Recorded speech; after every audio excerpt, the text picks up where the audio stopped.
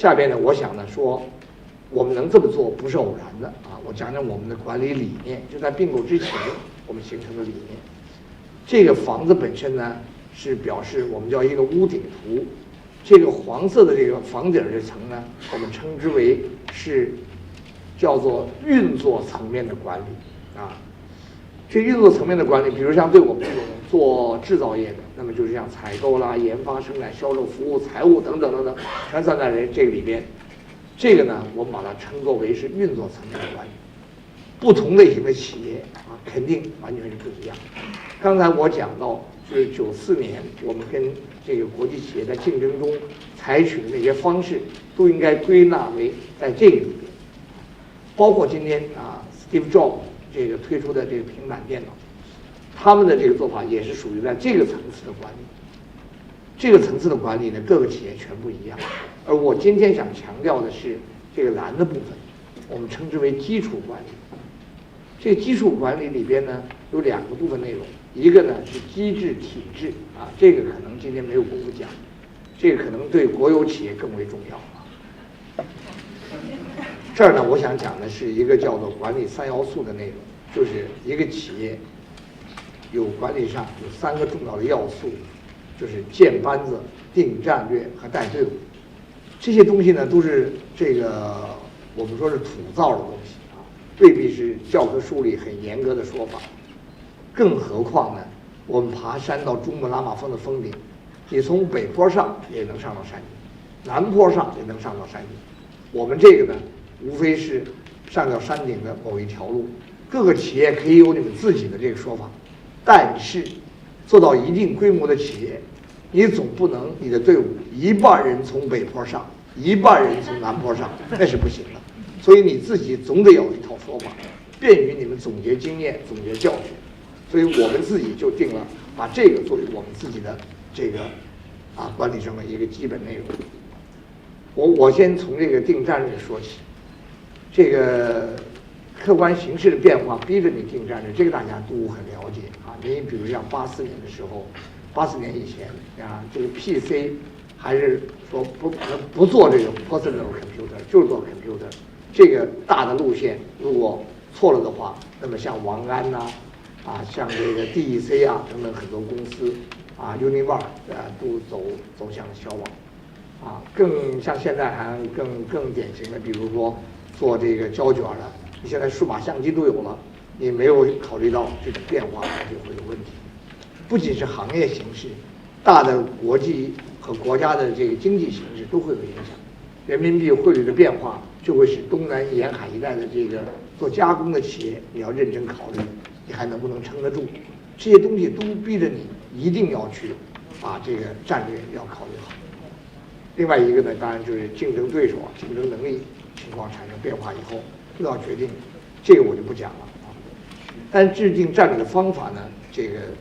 我简单说一说吧。但是这个有棋步我们自己制定的这个棋步法呢，又是属于南坡上、北坡上，各家自有各家的说法。我们当然是这么考虑。第一个，企业要有一个愿景。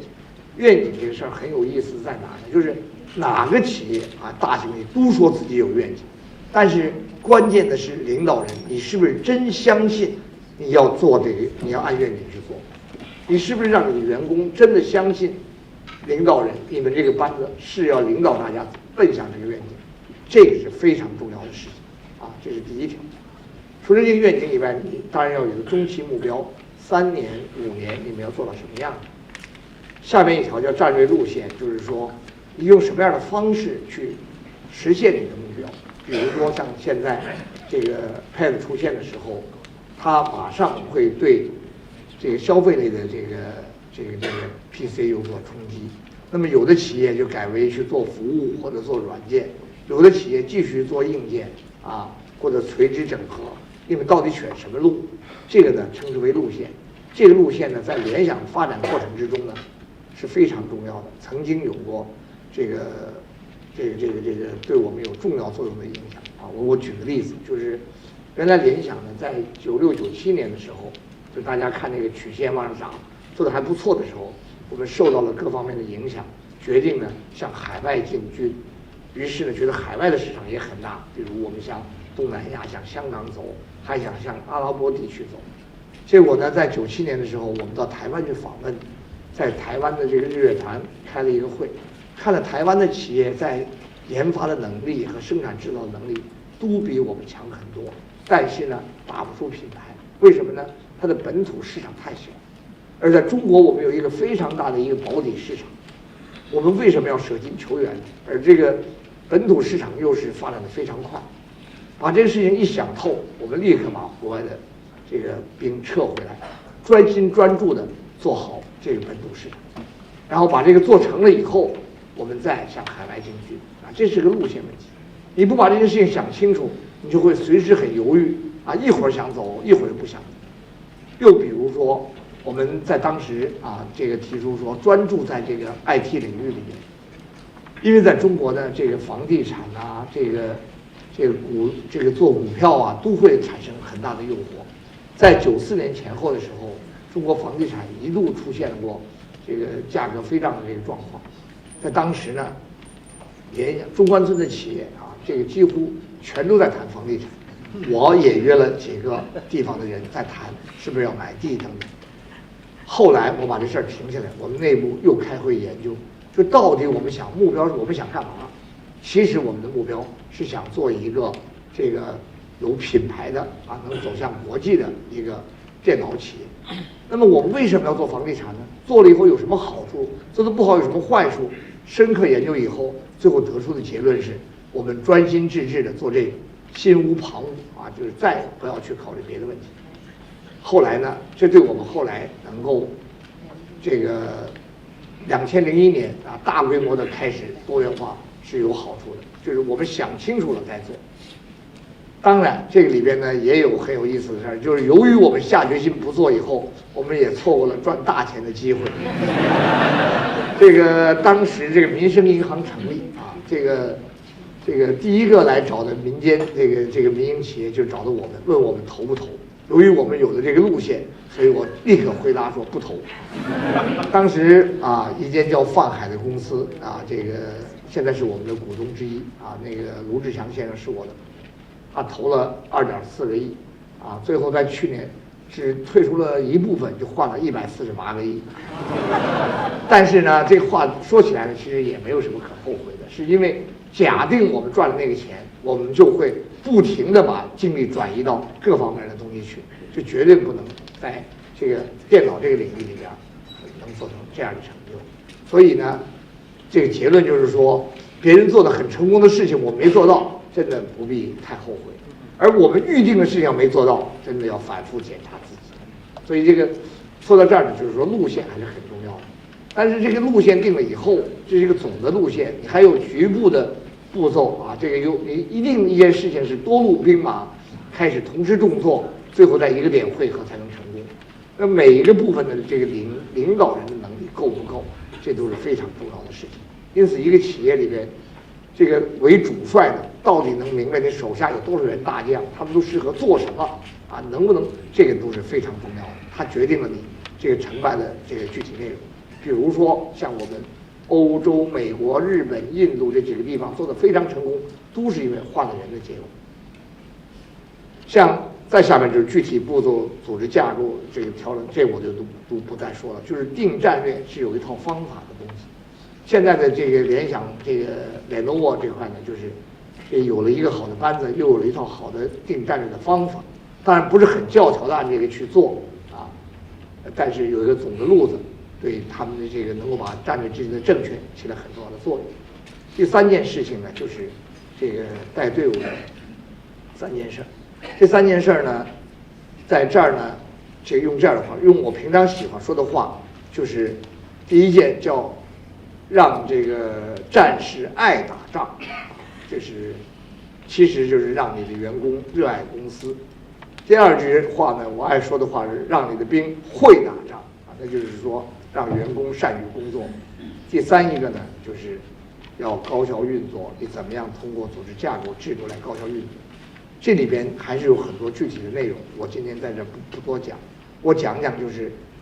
怎么样能形成带好队伍呢？这里边激励和文化是极其重要的。激励当然是文化的基础，假定你没有物质激励为基础的话，仅仅谈文化是不够的。当年我们创业的时候不得不这样做，那是因为我们确实没有办法激励。我用的办法就是我多干少拿来带动别人。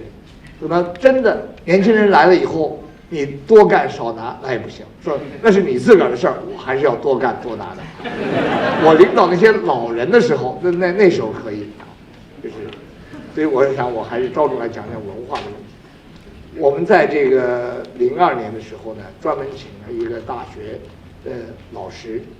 啊，一个教员，就是专门来研究什么是企业文化，就是企业文化在联想的形成过程中到底是怎么起作用的，啊，它是怎么形成的，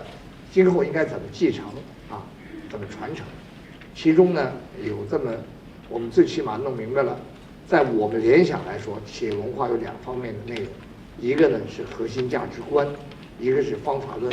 今天由于时间的关系呢，方法论我就不多谈了，我只想谈谈核心价值观。核心价值观呢，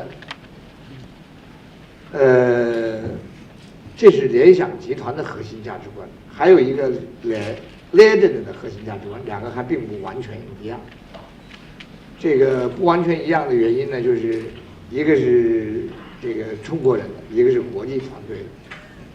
这个核心价值观呢，就是说到做到，尽心尽力。另外还有一条呢是以人为本。这个核心，我在这儿把以人为本是怎么回事，我简单解释一下。大家看很有意思啊，这张图里边有一个黄的一张，写着养猪场，说明联想还办过养猪场。那是怎么回事呢？就是在1988年前后的时候啊，中国进行改革开放的时候，想这个快步走啊，想这个叫，因此呢，这个物价就变得混乱了，在一度的时候形成了一个物价飞涨啊，这个通货膨胀的状况。这个突然间粮食和猪肉、油都高幅度高价，这个涨得非常之快。我呢是因为挨过饿的人啊，知道没有猪肉吃是什么滋味啊，对这个当时很担心啊，真是真心的担心，怕中国又处于以前的状况。后来呢，我就拿了10万块钱，当时10万块钱也是很多的一笔钱，啊，请了一个这个农村出身的同事，叫他回到山东给我们办一个养猪场，为的是怕就是没有肉吃的时候，我们的员工还能有肉吃。后来呢，后来就是中国幸亏这个改革开放路很平稳啊，后来那个通货膨胀下去了，这个养猪场后来就没有用啊，给我们提供了好几次很好的肉以后就把它撤销了。这张图片呢叫72家房客，是什么呢？就是联想过去的这个在中国的这个住房啊，大家都是国有企业，什么都是有单位的，民营很少。那么因此呢，这个员工呢，如果是属于像计算所的员工，国家是分房子的，根据你的工龄、什么年龄加起来打个分儿。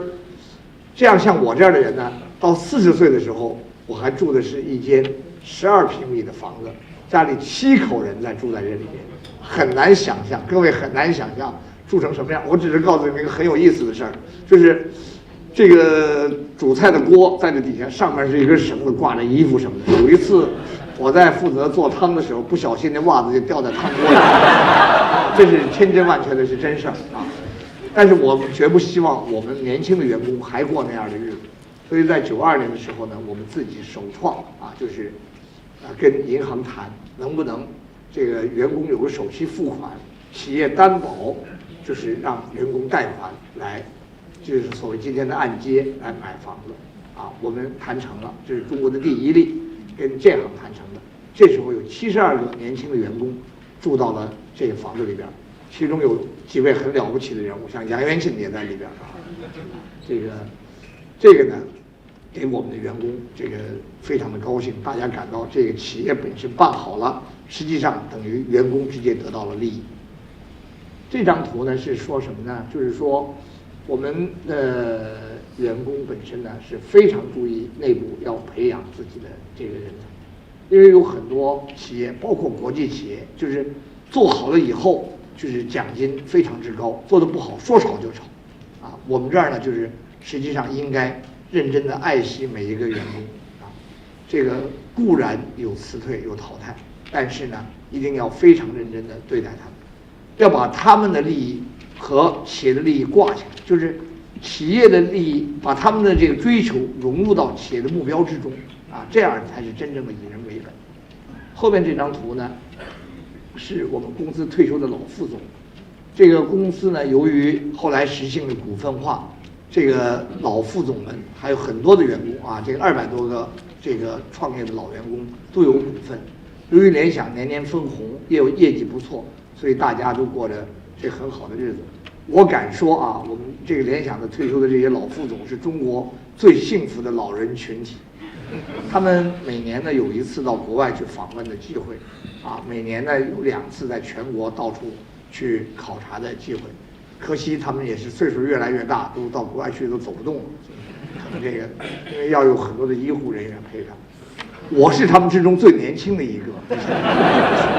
所以，但是呢，这个确实是过得很愉快啊，这就是联想以人为本的这个意思。我在去年呢，到这个开 kick-off 会到欧洲去，到日本去的时候，由杨元庆先生他们来讲公司的战略怎么做业务，我上去讲话不讲别的，只是讲企业好了大家会怎么样啊。我重心讲的就是这个，别把这些图拿出来给大家看。但是说明我们对中国员工跟对国际员工一定是一视同仁的，所以大家也充满了干劲。今天这个业务上去以后，这个所有的员工的福利待遇都会有了很大的提高。我去年很高兴的知道，瑞士的一家组织评这个全球这个他们用了很复杂的方法啊来评，是这个什么最佳这个叫雇工什么就是最佳雇主企业啊，我们是被评为了前25名之内啊，这是第一个中国的企业被评为这个。我想我25名呢太靠后了，我们最后一定要争取到前10名、前5名之内才对。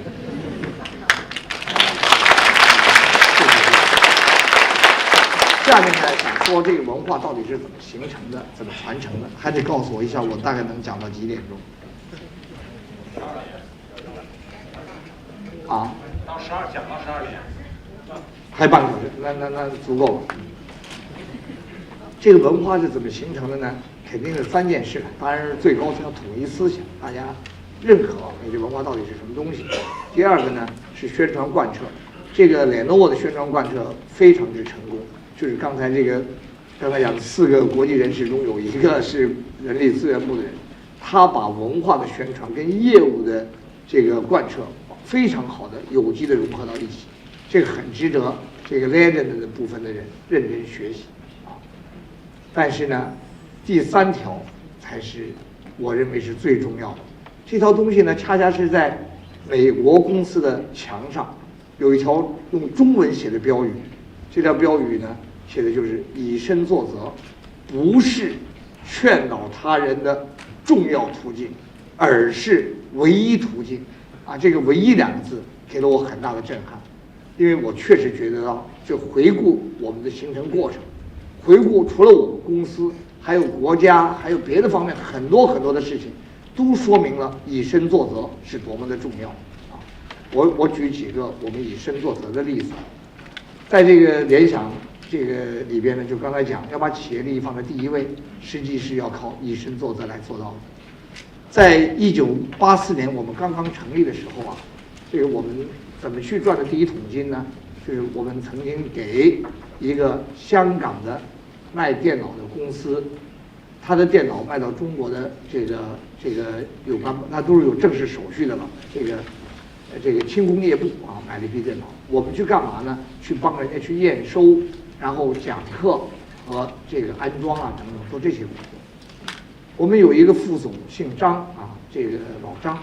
他呢来负责这个工作。有一天晚上呢，老张很兴奋、很激动的回来，向我报告啊，开会。他说那个港商要给了他800块钱，要给他800块钱，啊，给钱的这个意思非常明确啊，我们认为很明确，就是说是给他私人的，然后呢，希望他能不能高抬贵手或者效率高一点。这个他当然是要把这800块钱，当然要捐给公司，因为公司当时非常缺钱。这个我们当时有20万的这个投资，实际上不到2个多月就被人骗走了14万。实际上就是这个还是很缺钱的吧？800块钱当时也是笔数字啊。后来大家研究了半天以后，就说你回去跟那个港商说啊，这个如果我们还按原来的标准验收机器的话，您的钱还给不给我？其实呢，这对方还是很好的说，你们一定按原来的方式验收。那我们就很高兴的把这个钱借下来啊，当然不是张总拿了，而是整个公司拿了啊。但是这件事情在公司受到了表扬，就是说我们在公司里边定了一个天条，不允许这个任何人这个私人牟利啊。再讲一个我自己的故事，就是我以前呢是抽香烟，就是在我大学毕业了以后就开始抽烟啊，这个一直抽了18年，抽到了这个1984年办公司的时候。到办公司的时候啊，这个18年呢，因为非常之穷困了，所以抽的烟都是极差的烟啊，都是2毛多钱一盒，还卷拿报纸卷那个烟叶子抽啊。尽管是在中国科学院啊，那时候都是那么做的。但是呢，在这个84年开始办公司以后，人和人的交际经常是要通过让一根香烟来表示友情啊，表示立刻就拉近了距离啊，跟今天说毒害对方完全不一样，就是要让一根烟，而让烟的话，那你就肯定要好一点的烟。当时好点的烟要5毛多钱一盒，我们自己抽的烟只能2毛多钱一盒。但是香烟你还要分得很清楚，说我自己抽就2毛多，我让人家就5毛多，这个东西很难分得清楚。而且我们公司里边当时有5、6个男同事都是抽烟的。后来我的办法就是干脆我就把烟戒了。我们有4个人坚决戒了烟，所以戒到今天为止。所以我就从那以后就再也没有抽过一根烟。所以这个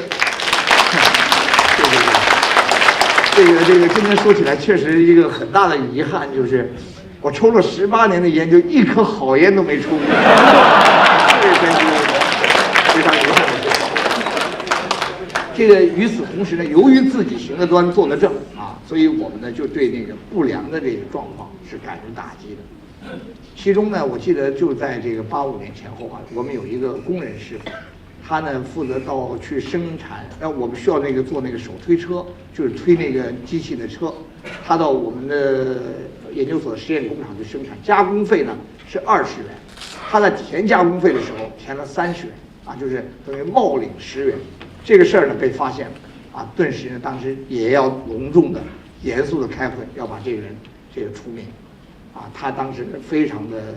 痛苦痛哭流涕，说保证以后不再犯。后来呢就把他留下了。留下以后，他后来真的是成了一个非常好的这个工作者。而在这个90年到2000年这10年之间，联想新来的员工都要宣传什么是我们的天条，允许做什么，不允许做什么。即使是这样，这10年间还是有10个人被送到了这个司法机关判了刑因为他们就是不相信这是真的但是呢，这10个人之中有3个出来以后，我记得第一件事就是来向我们道歉，说他们做的不对。到今天为止，还没有发现任何一个就是被我们送进司法机关的人会怀恨因为我们做这个事儿是一视同仁，对谁都一样。为了说明这个呢，就是我和我的同事全都是计算所出来的。所以我们的子女呢，是学电脑的都多我的儿子女儿都是学电脑的，而且都在美国的名牌大学这个读了电脑。但是公司有规定干脆就是不许子女进公司免得呢进来以后互相再联姻再有父母在这就没法管了。所以干脆就是不管多优秀，坚决不允许他们进来。另外还有一条呢，就是像我们的有些大客户还有一些这个政府领导的这个子女也很优秀，他们推荐他们进来这个的事儿就要很慎重的考虑。以后我们考虑的方法呢，就是决定了就是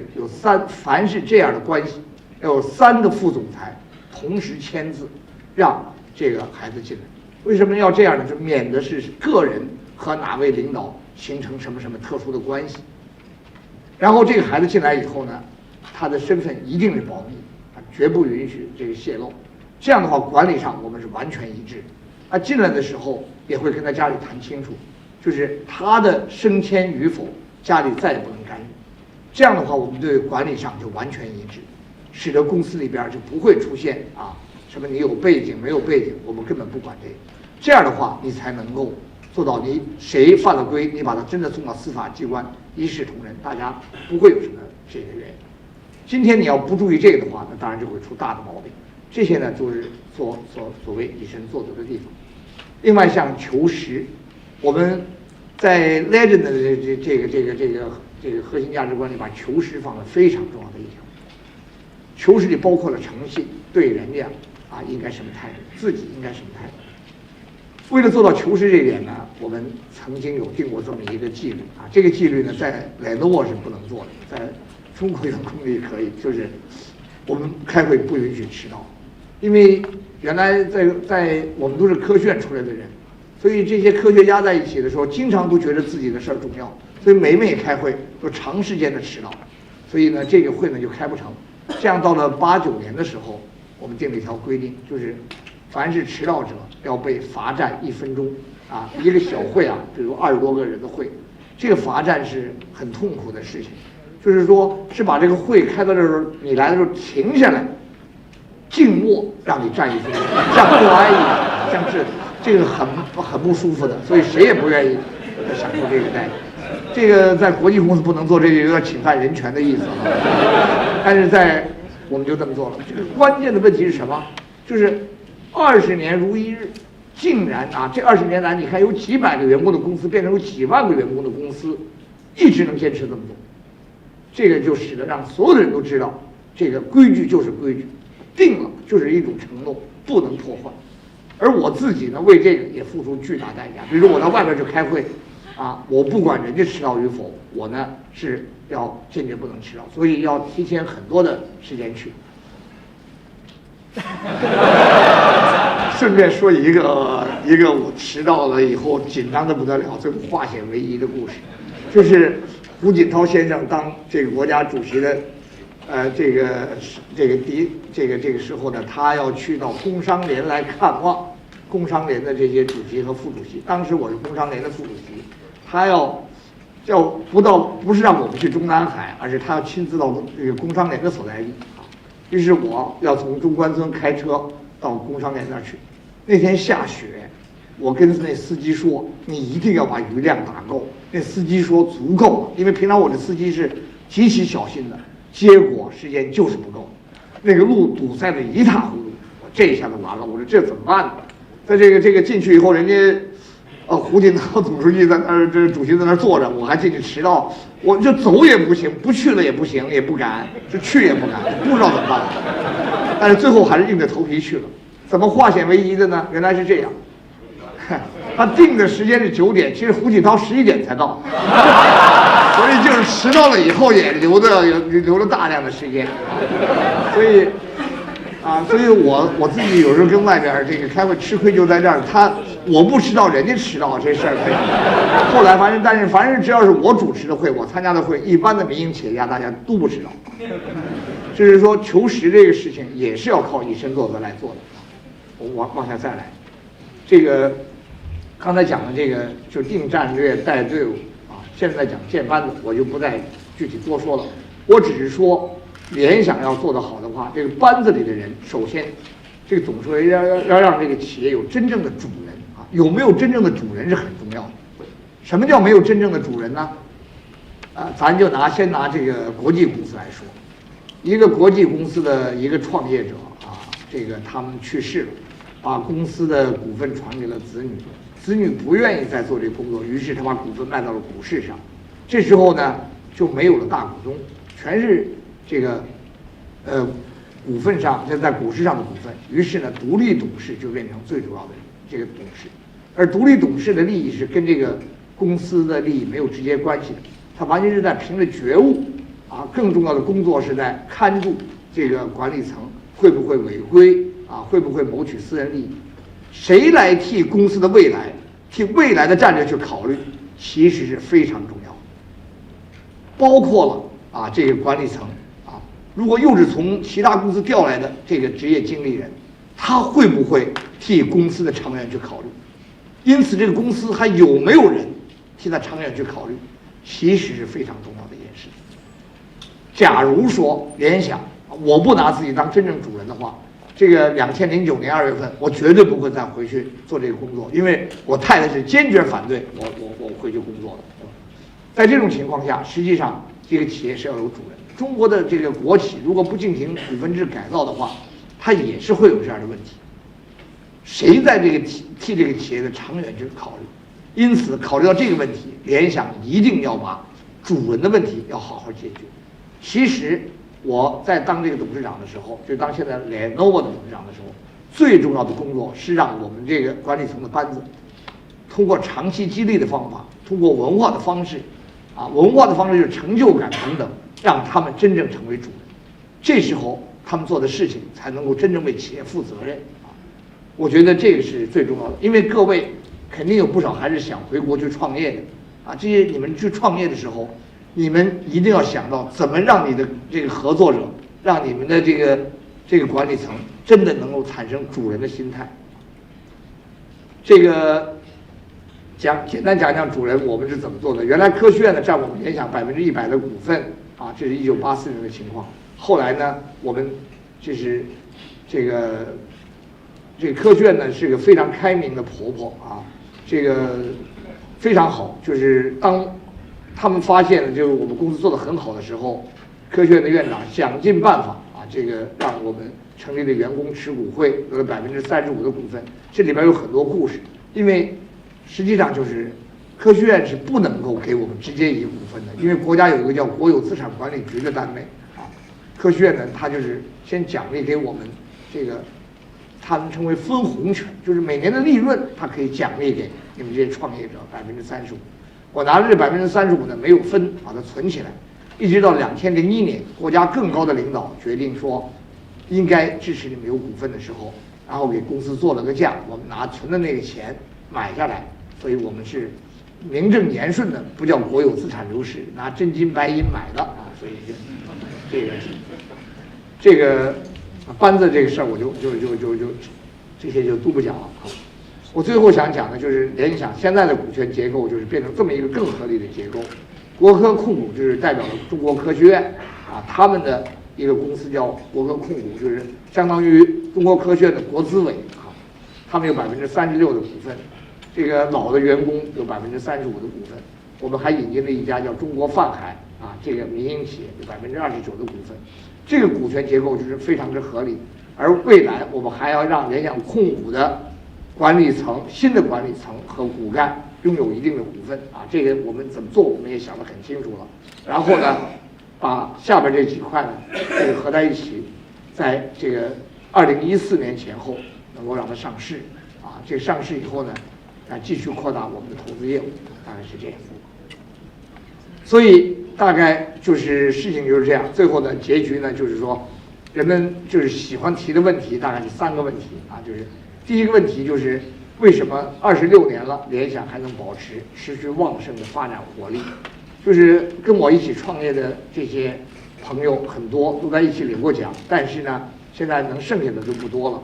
还有一些呢还依然剩下来，但是呢活力上有欠缺。联想依然保持着旺盛的活力第二一个呢，就是在并购 IBM PC 不但能够取得成功，而且能够在2年的这个时间能够迅速的扭转这个推势能够从悬崖边上回到这个正常的轨道。还有一个呢，就是联想控股呢进入了一个非相关多元化的领域，就是投资地产，我刚才说的很多，而且10年以后，这个我们所做的事情都进入了第一阵营就是都这个取得了非常好的效果。有人问联想是不是因为东方不亮西方亮，所以我们才做这个？我说绝对不是，是我们是亮了东方才亮西方，所以现在我们是真的是东西方全亮